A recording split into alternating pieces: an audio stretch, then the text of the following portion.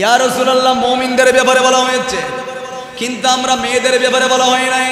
এই অভিযোগ যখন নবীজির দরবারের মধ্যে দেওয়া হলো, আরশ আজিম থেকে জিবরাইলের মারফতে এই কোরআনের আয়াতটা নাযিল করলেন।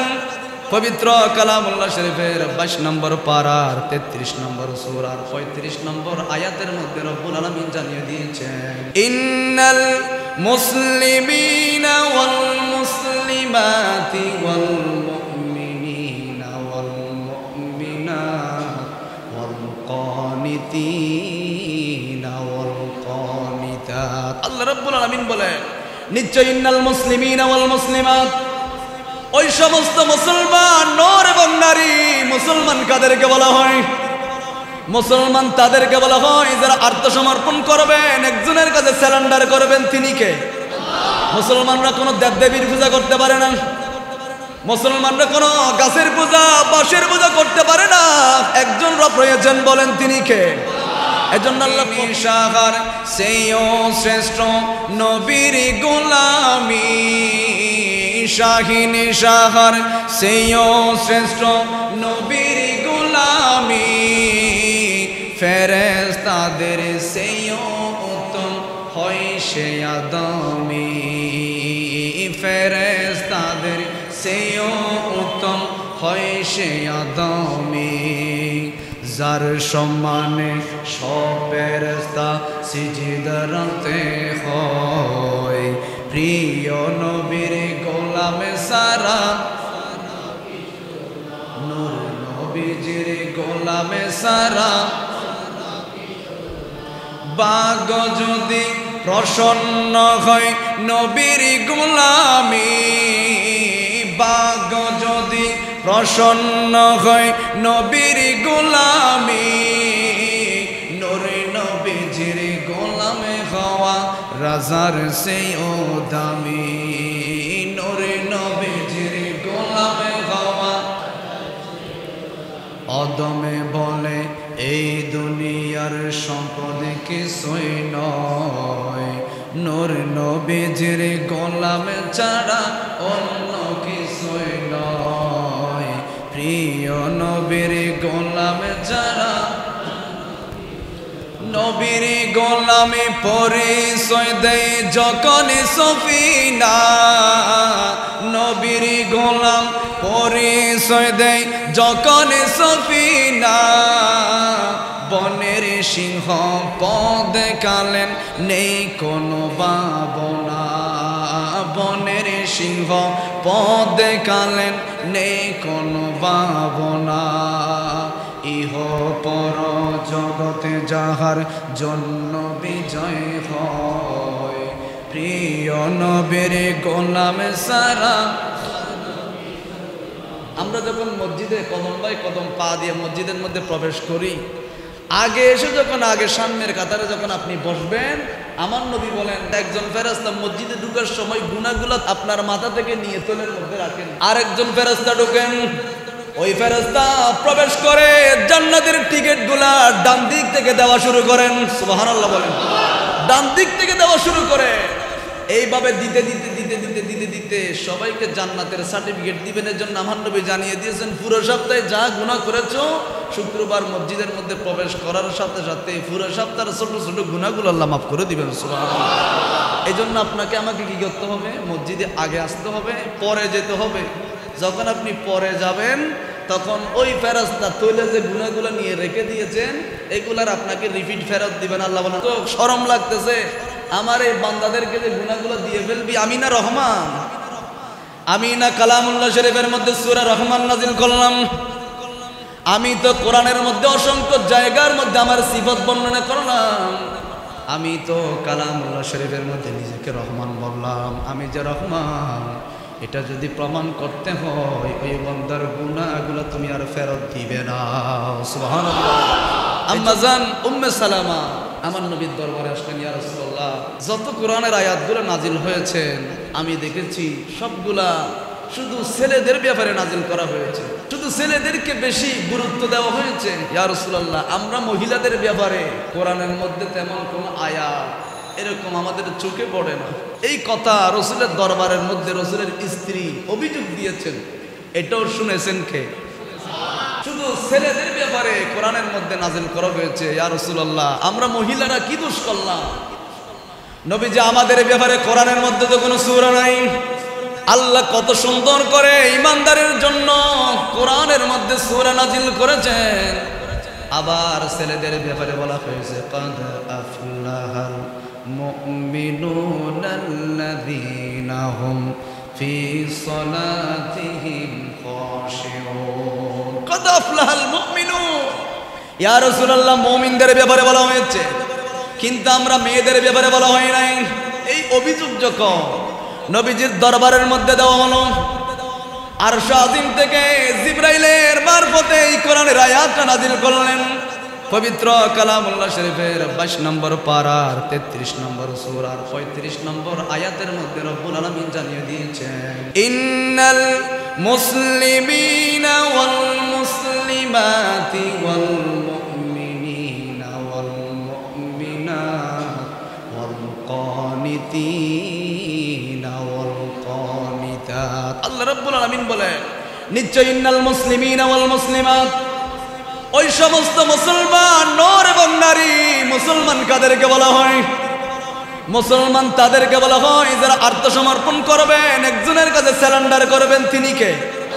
মুসলমানরা কোনো দেবদেবীর পূজা করতে পারে না, মুসলমানরা কোনো গাছের পূজা বাঁশের পূজা করতে পারে না, একজন রব রয়েছেন, বলেন তিনি কে? এজন্য আল্লাহ প্রথমেই বলে দিয়েছেন ইন্নাল মুসলিমিনা ওয়াল মুসলিমাত, মুসলমান নর এবং নারী, আত্মসমর্পণকারী নর এবং নারী। আত্মসমর্পণের লিস্টের মধ্যে তাফসীরের মধ্যে যখন আপনি যাবেন, আত্মসমর্পণ তখনই হবে আপনাকে মামলা দেওয়া হয়েছে, পুলিশের ভয়ে আপনি রাস্তায় বের হন না। কিন্তু ওই রব যিনি জীবন দেওয়ার মালিক, আল্লাহ বলেন মুসলমান যদি হতে চাও, ঈমানদার যদি হতে চাও, আজান কানের মধ্যে যাওয়ার সাথে সাথে ব্যবসা বন্ধ করে দাও, কাজ বন্ধ করে দাও, পরিবারকে সময় দেওয়া বন্ধ করে দাও। আত্মসমর্পণ দুনিয়ার কারো কাছে হবে না, একজনের কাছে আত্মসমর্পণ হবে, বলেন তিনি কে? এজন্য আল্লাহ বলেন মুসলিম কাদেরকে বলা হয়? যারা আত্মসমর্পণ দুনিয়ার কারো কাছে করে না, একজনের কাছে করে, বলেন তিনি কে? এরপর রব্বুল আলামিন বলেন ওয়াল মুমিনিনা ওয়াল মুমিনাত, মুমিন মুত্তাকি ওই সমস্ত পুরুষ, আবার মুমিন মুত্তাকি ওই সমস্ত মহিলা। ওয়াল কানিতিনা ওয়াল কানিতাত, 3 নম্বরের মধ্যে রব্বুল আলামিন বলেন যারা কানিতাত মানে নম্র ভাষায় কথা বলে, মানুষের সাথে যখন কথা বলবেন মুস্কি হেসে দিয়ে কথা বলবেন, নম্র ভাষায় কথা বলবেন। এই যে হাসি দিয়েছেন এটাও সদকার সওয়াব যিনি দিবেন, বলেন তিনি কে? ওয়াল কানিতিনা ওয়াল কানিতাত, দেখেন ইসলাম কি সুন্দর। মানুষের সাথে কঠোর ভাষায় কথা বলা যাবে না, নম্র ভাষায় ভদ্র ভাষায় হাসি মুখে কথা বলেন। আমার নবীজির দরবারের মধ্যে ইয়েমেন দেশ থেকে কতগুলা মানুষ আসলেন রহমতুল লিল আলামিনের দরবারে। নবীজির দরবারের মধ্যে এই মানুষগুলো এসে জোরে জোরে কথা বলা শুরু করে দিয়েছে। খলিফাতুল মুসলিমিন সাইয়েদনা ফারুক আযম দাঁড়িয়ে গেলেন আর বললেন নবীজি অনুমতি দেন। তারা কি আয়াত শুনে নাই? তারা কি আয়াত পড়ে নাই?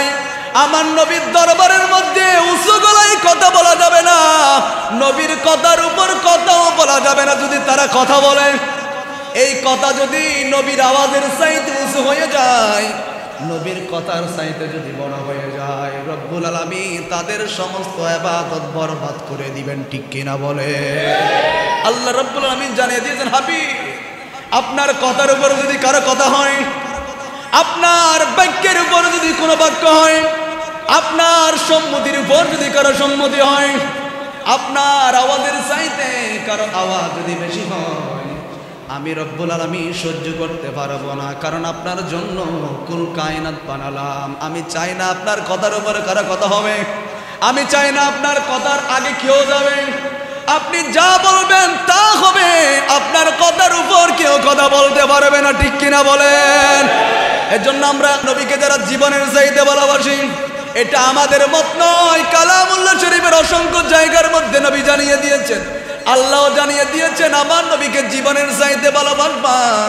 নবীকে যদি জীবনের চাইতে যদি ভালোবাসতে না পারো, ইমানদার নয়, মুমিন কখনো তুমি হতে পারবে না। এই জন্য আমরা রহমতুল লিল আলামিন ওই নবীকে আমরা জীবনের চাইতে বেশি ভালোবাসি, ঠিক কিনা বলে?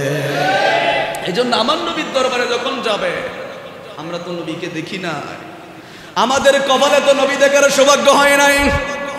এর জন্য রহমতুল লিল আলামিনের দরবারে সাহাবায়ে কিরাম যখন নাস্তা করছেন, আমার নবীর দরবারে সাহাবায়ে কিরাম বসে বসে নাস্তা করছেন, নবীজির নুরানি চেহারা দেখছেন আর মুস্কি মুস্কি হাসতেছে। এটা কি ছাদ দেখতেছি নাকি নবীর চেহারা দেখতেছি? ছাদের চেয়ে সুন্দর আমার নবীজি, সুবহানাল্লাহ। আমার নবী ছাদের চেয়ে সুন্দর ছিলেন, এটা অনেক রিওয়ায়াত আছে। আমার নবীর বিবিরা সুসকুতে পেয়েছেন নবীজির চেহারা মোবারকের নূর দিয়ে। তো সাহাবায়ে কিরাম নাস্তা করে বের হয়ে গেলেন, যাওয়ার সময় কদম বাই কদম বের হচ্ছেন আর যাচ্ছেন, চিন্তা করতেছেন, হায় রে, আমরা নবীকে দেখতেছি, নবীর সাথে নাস্তা করতেছি, আমরা যদি কোনো সময় নবীকে হারিয়ে ফেলি তাহলে আমাদের কি অবস্থা হবে? সুবহান দরবারের মধ্যে আবার গেলেন, আসসালাতু ওয়াসসালামু আলাইকা সাইয়্যিদি ইয়া রাসূলুল্লাহ।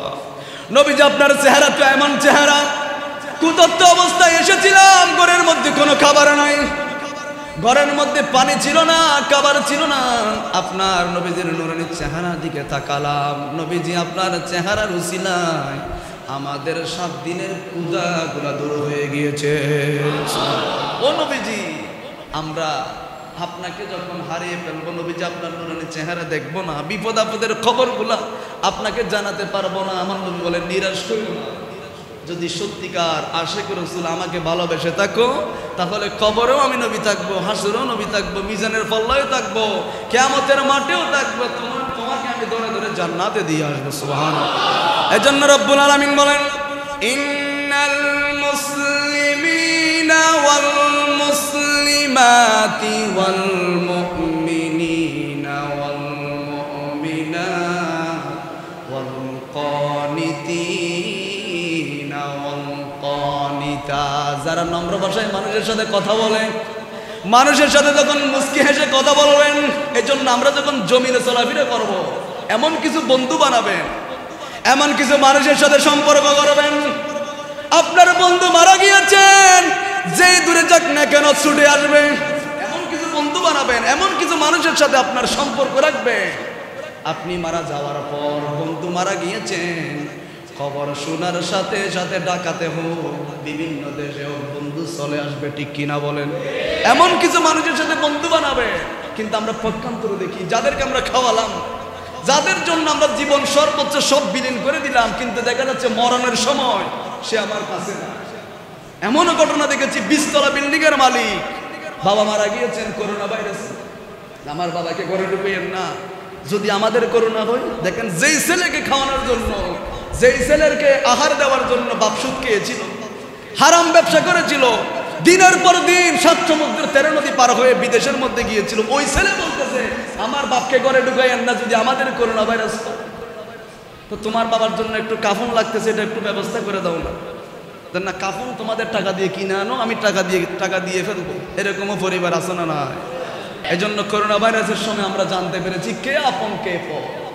নিজের ছেলে বাবার লাশ ধরতেছে না, নিজের স্ত্রী স্বামীর লাশ ধরতেছে না, কারণ ওই যে করোনা ভাইরাস, এই যে কিয়ামতের ময়দান হবে, নবীজি জানিয়ে দিয়েছেন, বাবা ছেলের দিকে তাকাবে না কিয়ামতের ময়দানে, মা ছেলের দিকে তাকাবে না। এরকম একটা পরিবেশ করোনা ভাইরাসের মাধ্যমে সৃষ্টি হয়ে আমরা জানতে পেরেছি কে আপন কে পর। কথা বলেন, ঠিক কিনা?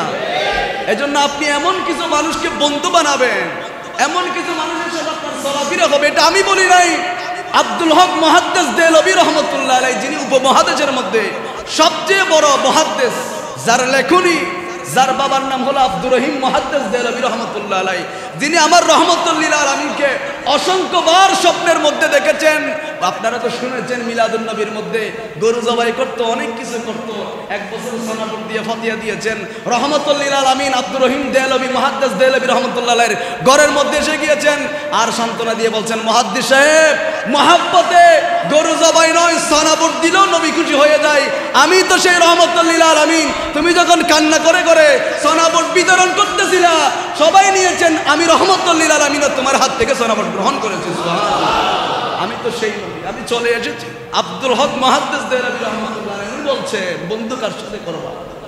উনি সফরে বের হলেন নৌকা নিয়ে, ওই সময় তো নৌকা ছিল, সফরে বের হয়েছেন। কিছু দূর যখন গিয়েছেন দেখতে পেয়েছেন একটা আওয়াজ আসতেছে, এটা কিন্তু স্বাভাবিক আওয়াজ নয়, কবরের আওয়াজ, কবরের মানুষের আওয়াজ। আওয়াজটা হলো একানা পয়সা, একানা পয়সা, এইভাবে শব্দ করে করে একজন মানুষ কান্না করতেছেন। উনি নৌকার মালিক মাঝিকে বলতেছেন, আমি যেদিকে বলবো সেদিকে নৌকা চালাবা। ওইদিকে যখন গিয়ে দেখলেন একজন মানুষ মজুজুব খালতের মানুষ, দুনিয়ার কোনো চিন্তা নাই, পোশাকের কোনো চিন্তা নাই, উনি বলতে লাগলেন একানা পয়সা, একানা পয়সা। উনি তো আব্দুল হক মুহাদ্দিস দেহলভী রহমতুল্লাহ আলাইহি, উনি তো জগৎ বিখ্যাত আল্লাহর ওলি। উনি বিভিন্ন দোয়া পড়ে যখন ফু দিয়েছেন, উনি দুনিয়ার হালতে এসেছেন। জিজ্ঞেস করলেন, ভাই আপনার এই অবস্থা কেন? কাপড়ের কোনো ঠিক নাই, কোনো কিছুর ঠিক নাই, আপনি তো কিছুক্ষণ আগে যে শব্দগুলো করতেছিলেন এটা তো দুনিয়ার মানুষের শব্দ নয়, কবরের মানুষের শব্দ, তোমার এই অবস্থা কেন?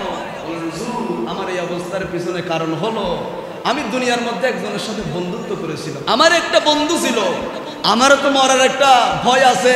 এজন্য দেখবেন কিছু মানুষ দুনিয়ার মধ্যে, কিছু মানুষ এমনও আছে দুনিয়ায় বেঁচে থাকা অবস্থায় অসংখ্য মানুষ দোয়া করে, আল্লাহ এই মানুষের মৃত্যুটা কেন হয় না, এই মানুষের জুলুমের জন্য এলাকায় থাকতে পারতেছি না, সমাজে থাকতে পারতেছি না, ঘরে থাকতে পারতেছি না, এত পরিমাণ জুলুম করেছেন, আল্লাহ এই মানুষের মৃত্যু কেন হয় না। শুধু কি সেই ব্যক্তি বদদোয়া করে? না না, হাদিসের মধ্যে এসেছেন যখন আমরা মানুষকে গোসল দিই, পানি পর্যন্ত বলে আল্লাহ এই মানুষের গায়ের মধ্যে আমি পানিকে বাজাইয়েন না। এত অত্যাচারী ছিল, এত জুলুমবাজ ছিল, এত আপনারা নাফরমানি করেছেন, আল্লাহ এই পবিত্র পানি তার গায়ের মধ্যে বাজাইয়েন না।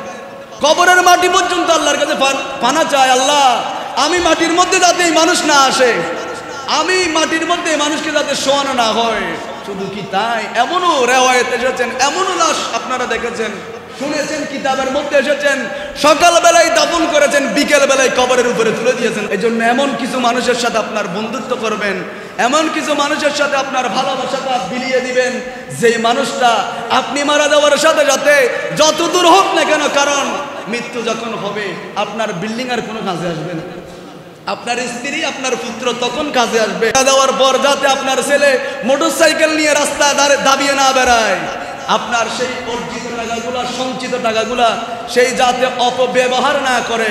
এজন্য আমার নবী বলেন, নেককার সন্তান যদি রেখে যেতে পারো, ওই সন্তান তুমি মারা গিয়েছো, কাফন দাফনের ব্যবস্থা করবে, জিয়াফতের ব্যবস্থা করবে, মেজবানির ব্যবস্থা করবে। অনেকে তো মেজবানিকে বলে এগুলো বেদাত জিনিস, এরকম বলা আছে না নাই?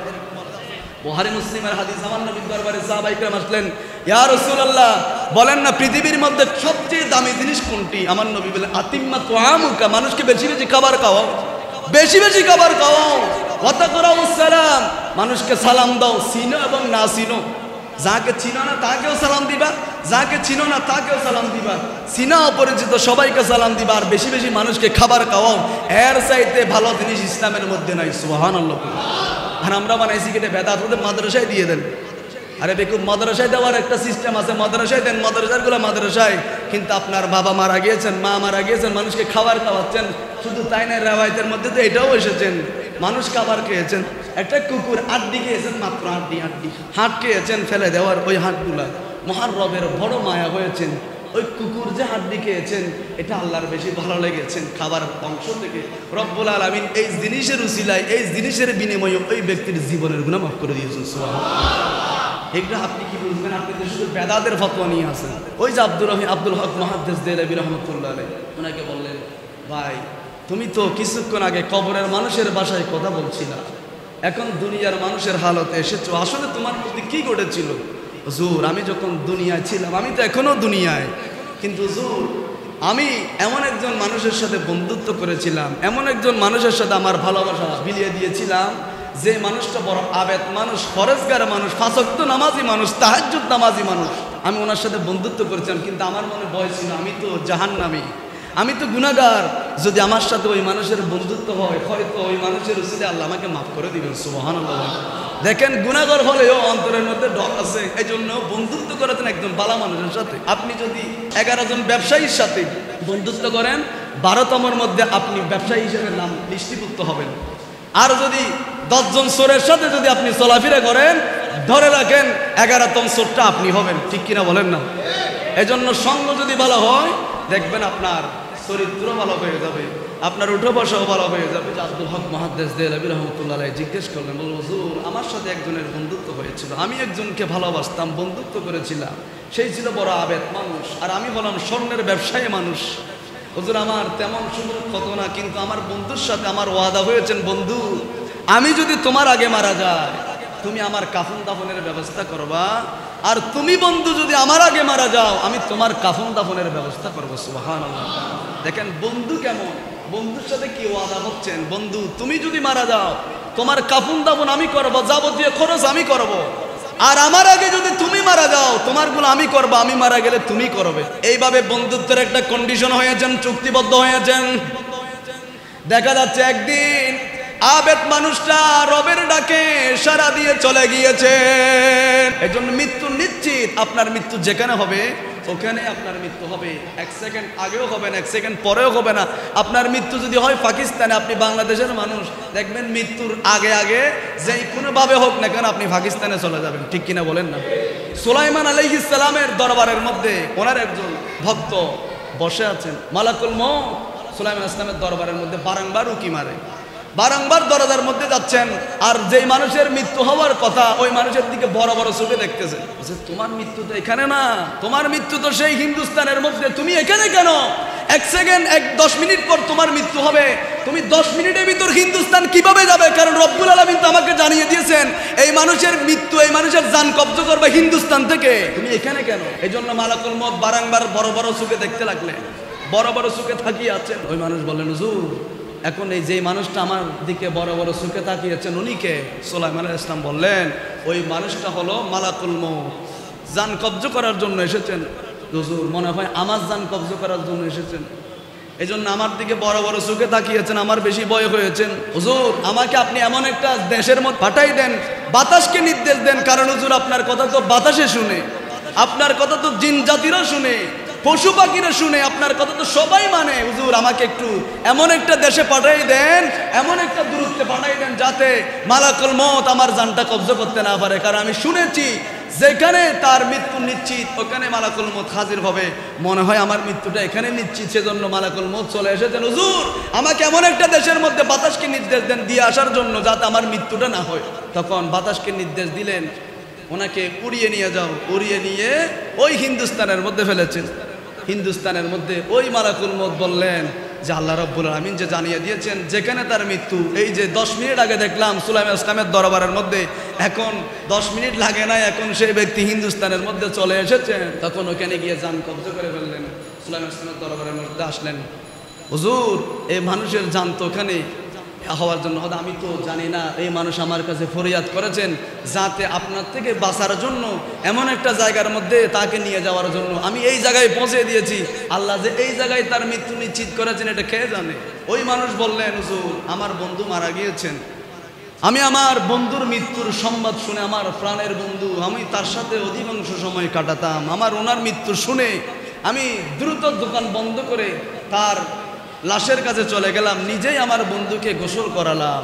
এজন্য কিছু মানুষ ফ্যামিলির মধ্যে কিছু মানুষকে রাখবেন যাতে আপনার মরে যাওয়ার পর বাহির থেকে যাতে কবর করার জন্য মানুষ টাকা দিয়ে আনতে না হয়, বাহির থেকে যাতে কাফন পরার জন্য মানুষ আনতে না হয়, বাহির থেকে যাতে ভাড়া করে মানুষ এনে আপনার কবরের মধ্যে নামাতে না হয়, এরকম কিছু আসল বন্ধু করে যাবেন।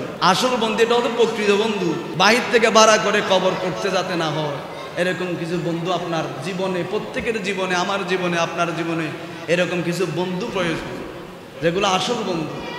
উনি বললেন আমার বন্ধুকে আমি নিজেই গোসল দিতে লাগলাম, আমার প্রাণের বন্ধু যার সময় অধিকাংশ সময় খাটিয়েছিলাম, আমার বন্ধু চলে যাচ্ছেন, আমি গোসল দিলাম, আমি নিজের হাতে আমার বন্ধুর জন্য কাফন কিনে আনলাম, আমার বন্ধুর কাফনটা আমি নিজের হাতে পড়ালাম, আমার বন্ধুকে নিজের হাতে কাটিয়ার মধ্যে তুললাম, নিজেই সামনে ছিলাম, আমার বন্ধুকে কদম বাই কদম কবরের দিকে নিয়ে যাচ্ছিলাম। 4 তাকবীরের মাধ্যমে আমার বন্ধুর জানাজা হলো। আমার বন্ধুর জানাজার মাধ্যমে সবাইকে জানিয়ে দিল তোমাদের সাথে এই শেষ দেখা, তোমাদের সাথে আমাদের আর কোনো সম্পর্ক নাই, কবরের মধ্যে নামাই দেওয়া হচ্ছে। মিনহা খলাকনাকুম ওয়া ফিহা নুঈদুকুম ওয়া মিনহা নুখরিজুকুম তারাতান উখরা। মিনহা খলাকনাকুম, এই মাটি থেকে তোমাকে সৃষ্টি করা হয়েছে। ওয়া ফিহা নুঈদুকুম, এই মাটির মধ্যে তোমাকে রাখা হচ্ছে।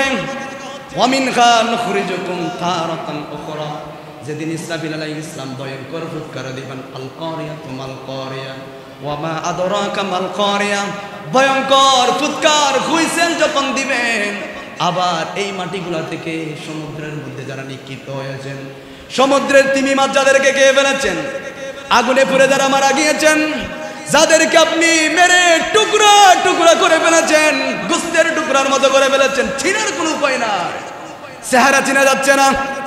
আপনি মেরে মেরে মাছকে আদার হিসেবে খাওয়াই ফেলেছেন, মানুষকে এত জুলুম করেছেন, আগুনে পুড়িয়ে মেরেছে।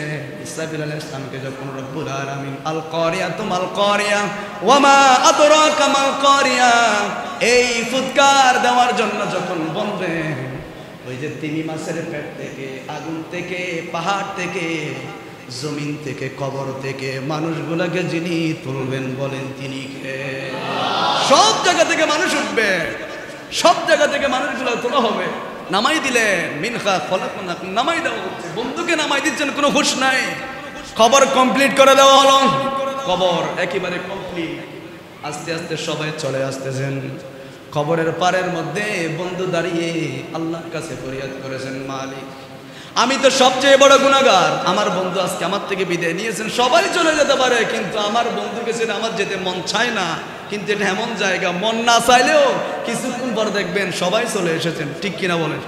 এটাই বাস্তব। যত মহব্বতের হোক না কেন, আপনার জন্য জীবন দিতে প্রস্তুত, আপনার জন্য কিডনি দিয়ে ফেলতেছে। অসংখ্য প্রমাণ আছে, ছেলের জন্য মা কিডনি দিয়ে ফেলেছেন, মায়ের জন্য ছেলে কিডনি দিয়ে ফেলেছে, সব দিতে প্রস্তুত। এরকম মানুষগুলো ওই অন্তরকে একটা সান্ত্বনা দিয়ে সবাই চলে আসে। উনিও চলে এসেছেন, কিন্তু ঘরের মধ্যে যখন সব স্বাভাবিক হয়ে গিয়েছেন, কিছুক্ষণ পর লক্ষ্য করে দেখলেন ফগড়ের মধ্যে যে একটা স্বর্ণ ছিল, ওই স্বর্ণটা আর ফগড়ের মধ্যে নাই। এটা কোথায় গেল? বউকে বলতে লাগলেন, ও আমার স্ত্রী, আমি যখন দোকান বন্ধ করেছিলাম, আমার ফগড়ে একটা স্বর্ণ ছিল, বড় একটা স্বর্ণ। আমি যখন আমার বন্ধুকে কবরে নামাই দিলাম, ওই সময় ছিল, কিন্তু কবর থেকে ওঠার সাথে সাথে স্বর্ণটা নাই, মনে হয় কবরে পড়ে গিয়েছেন। স্ত্রী বলতেছেন, এত বড় স্বর্ণ আপনি কবরে রেখে আসবেন? আপনি কবরে রেখে আসতে পারবেন না, কবর করে নিয়ে আসতে হবে। তো বন্ধু বললেন, না আমি এত বড় বিয়াফান নই, আমার বন্ধুর জন্য হয়তো নাহলে একটা স্বর্ণ গেছে আর কি, আমি স্বর্ণ নিতে পারবো না। বউ বলতে লাগলেন, যদি স্বর্ণ না আনেন ঘরের মধ্যে ঢুকতে দেওয়া হবে না। এটা কে লিখতেছেন? আব্দুল হক মুহাদ্দিসে দেহলভী রহমতুল্লাহ আলাইহি। আমাদের মতো ফাড়া ছাড়া মানুষে লিখে নাই, তিনি জগৎ বিখ্যাত। এশিয়া মহাদেশের মধ্যে তার মতো বড় বিখ্যাত মুহাদ্দিস আর দ্বিতীয় হবে না। উনি লিখতে লাগলেন। বউকে যখন বললেন, না এটা ছাড়া আপনি ঘরে ঢুকতে পারবেন, এখন কি করবেন? দিনের বেলায় যদি যায় তাহলে মানুষ বলবে, তোর মতো বেয়াফা, তোর মতো নিমুখ খারাপ, তুই বন্ধুর কবর করতে লাগলে একটা স্বর্ণের জন্য। মানুষ তো তাকে খারাপ বলবে, সেজন্য দিনের বেলায় যায় নাই। রাতের বেলায় গভীর রাত যখন হয়েছে, আস্তে আস্তে আস্তে আস্তে হেঁটে হেঁটে বন্ধুর কবরের মধ্যে গেলেন। বন্ধুর কবর করতে লাগলেন স্বর্ণটা নেওয়ার জন্য। করতে করতে করতে করতে যখন সামান্যতম ছিদ্র হয়ে গিয়েছে, দেখতে পাচ্ছে বন্ধুর কবর থেকে নূর বের হচ্ছে। সুবহানাল্লাহ, নূর বের হচ্ছে বন্ধুর কবর থেকে। স্বর্ণটা নেওয়া যাচ্ছে না। আরেকটু করলেন, স্বর্ণ জিগমিগ জিগমিগ করতেছে। আরেকটু করলেন, যখন আরেকটু করলেন, আল্লাহর কুদরতি ভাবে সেই কবরের মধ্যে পড়ে গিয়েছেন। সুবহানাল্লাহ, কবরে পড়ে গিয়েছেন। জীবিত পড়েছেন না মৃত পড়েছেন? জীবিত পড়ে গিয়েছেন কবরে। কিন্তু লক্ষ্য করে দেখলেন বন্ধু তো কবরের মধ্যে নাই। যে বন্ধুকে দুপুরবেলায় আমি নিজেই কবর দিলাম, যাকে কবরের মধ্যে আমি নিজেই রাখলাম, ওই বন্ধু তো কবরের মধ্যে নাই। স্বর্ণটা আগে পকেটে নিলেন, নইলে তো ঘরের মধ্যে বউ ঢুকাবে না। স্বর্ণটা আগে পকেটে নিলেন, নেওয়ার পর এখন বন্ধুকে বুঝতেছেন বন্ধু নাই। মাথা উপরে করে দেখতেছে কবরও আবার কমপ্লিট হয়ে গিয়েছেন, উঠার জায়গা নাই। হাই রে, আমি তো জীবিত কবরে দিত, আমার কি অবস্থা হবে? এবার চোখটা উপরের দিকে দেখলেন, ডানে দেখলেন, বামে দেখলেন, সামনে দেখলেন, পিছনে দেখতে লাগলেন। আমরা যে হাদিসের মধ্যে বলি, ইমানদার যদি হন কবরটার 3.5 হাত থাকবে না, ওই কবরটা চোখের ফলক যতটুকু যায় প্রশস্ত হয়ে যাবে। এটার বাস্তব প্রমাণ। ইমানদার মুত্তাকি যদি হন, কবর আর 3.5 হাত থাকবে না, চোখের পলক যতটুকু যায় প্রশস্ত হয়ে যাবে। উনি সামনে ডানে বামে দেখতে লাগলেন, কবর আর 3.5 হাত নাই, প্রশস্ত হয়ে গেলেন। বন্ধু তো না, এখন উঠতেও পারতেছে না, কি করবো, হাঁটতে লাগলেন, খবরে হাঁটতেছে। হেঁটে হেঁটে কিছু দূর যখন গেলেন, দেখতে পাচ্ছে কিছু মানুষ কোরআন তেলাওয়াত করতেছে, সুবহানাল্লাহ। অনেকে বলে হুজুর কবরে যাওয়ার সাথে সাথে তো কোরআন তেলাওয়াত বন্ধ, নফলের সব বন্ধ, 3 প্রকারের যায়, সব যায় ঠিক আছে, যারা আল্লাহর ওলি তারা যায় না ঠিক আছে, কিন্তু মহান রবকে খুশি করার জন্য কবরে নামাজও পড়ে, কোরআন তেলাওয়াতও করে, তাসবিহও পড়ে, সুবহানাল্লাহ। তারা তো আল্লাহর ওলি, তারা তো আল্লাহর কাছে কবুল হয়েছেন, তারা আল্লাহকে দেখানোর জন্য করেন, এটা অভ্যাস হয়ে গিয়েছেন, দুনিয়ায় করতো কবরেও করে, এরকম প্রমাণ আছে না নাই? ওই যে মাইজভান্ডারের খলিফা বোয়ালখালীর মধ্যে 9 মাস 13 দিন পর নিজের ছেলে মেয়েকে স্বপ্ন দেখাচ্ছেন, ও আমার ছেলেরা, আমার কবরের মধ্যে আমি নামাজ পড়তে পারছি না, কোরআন তেলাওয়াত করতে পারছি না, কবরটা পানির মধ্যে আমি ভিজতেছি, আমাকে একটু এখান থেকে আরেক জায়গার মধ্যে করো, স্থানান্তরিত করো। এই 5 দিন 10-12 দিন আগের ঘটনা। মাইজভান্ডারের খলিফা বোয়ালখালীর জমিনে মনে হয় ওনাকে করলেন, করে দেখতে পাচ্ছেন 9 মাস আগে যেই জায়গার মধ্যে একটা মানুষ আজকে মারা গিয়েছেন, 3 দিন পর মানুষ মরা, মানুষ ফোঁসা, গন্ধগুলো যে এত দুর্গন্ধ, এত খারাপ, মানুষ থাকতে পারে না। এই জায়গার মধ্যে 9 মাস 13 দিন পর্যন্ত ওই মানুষকে, ওনাকে ওই অক্ষত অবস্থায়, কাফনের মধ্যে কোনো ময়লা লাগে নাই, এভাবে লিখেছেন কে? স্বপ্ন দেখাচ্ছেন আমাকে এখান থেকে আরেক জায়গায় নিয়ে যাও, কবর করলেন। এটা তো ভিডিও আমরা দেখেছি, আগের যুগে হলে বা আমরা বিশ্বাস না করতে পারতাম, মনে কিস্তে কাহিনী। এখন তো বিশ্বাস না করে, আমি যখন ইন্ডিয়া যখন গেলাম কলকাতা থেকে মুর্শিদাবাদের ওদিকে যখন গেলাম, রাস্তা প্রশস্ত করতে হচ্ছে, দেখতে পাচ্ছি একজন মাজার, একটা অলির মাজার, ওখানে তো বেশি হিন্দু বৌদ্ধ খ্রিস্টান ওরা এগুলাকে তেমন করে না, মাজার করে ফেললেন, না মেনে করে ফেলতে লাগলেন। দেখা যাচ্ছে কখন কিছুক্ষণ বলতেছে ওইটা চলতেছে না, যেটা দিয়ে করে এটা চলতেছে না, এখন আবার নিজে নিজে যখন করতেছে, দেখা যাচ্ছে প্রায় কত 200 বছরের লাশ মনে হয়, 200 বছর আগের লাশ, ওই যে মাজার ভেঙে যখন ফেলতেছে, করতেছে, তখন হুবহু যেভাবে 200 বছর আগে দিয়েছেন, এভাবে হুবহু জ্বলন্ত পেয়ে গিয়েছেন, সুবহানাল্লাহ। এজন্য আল্লাহর ওলিরা কবরের মধ্যে মরানো, তারা জীবিত। শুধু আল্লাহর ওলি না, ইমানদাররাও কবরের মধ্যে, ইমানদাররা সশরীরে জীবিত থাকবে।